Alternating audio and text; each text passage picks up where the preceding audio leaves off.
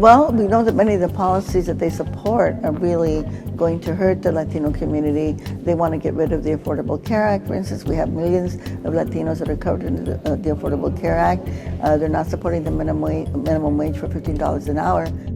They want to get rid of the DREAM Act. They want to get rid of the DAPA executive action that President Obama took, which would allow parents who have children who are undocumented in the United States, that they would be able to stay here and have work permits to work here.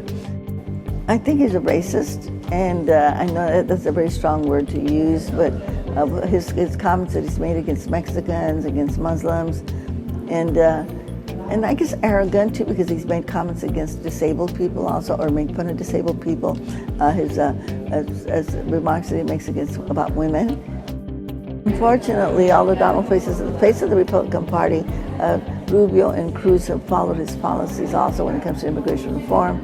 They say they want to get rid of the DREAM Act, they want to get rid of DAPA, so you can see that, I don't know whether they were there initially, but you would think that, number one, they're Latinos, they come from immigrant families, that they would be more supportive of immigrants instead of being against them.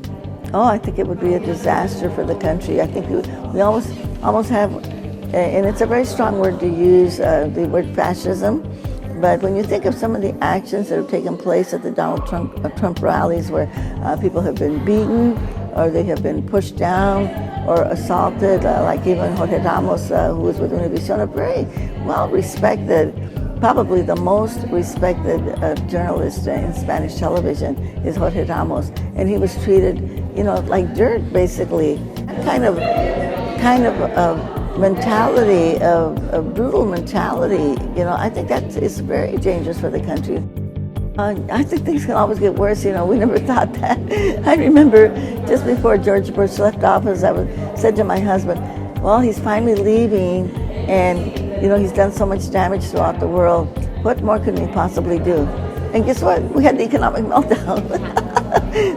So yes, I think it's so important that the people that we elect to office have integrity, and that they're intelligent, and that they care about people, because we never know what the next thing is going to be, what's going to happen.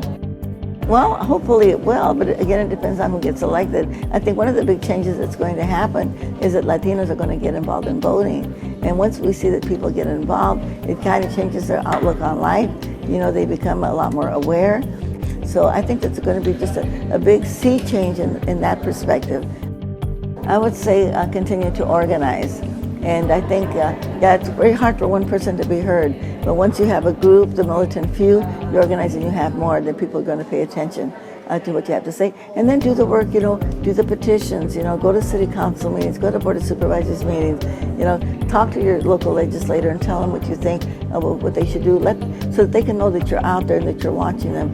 So, we deserve better, but we're not going to get what we deserve unless we work for it. Si se puede.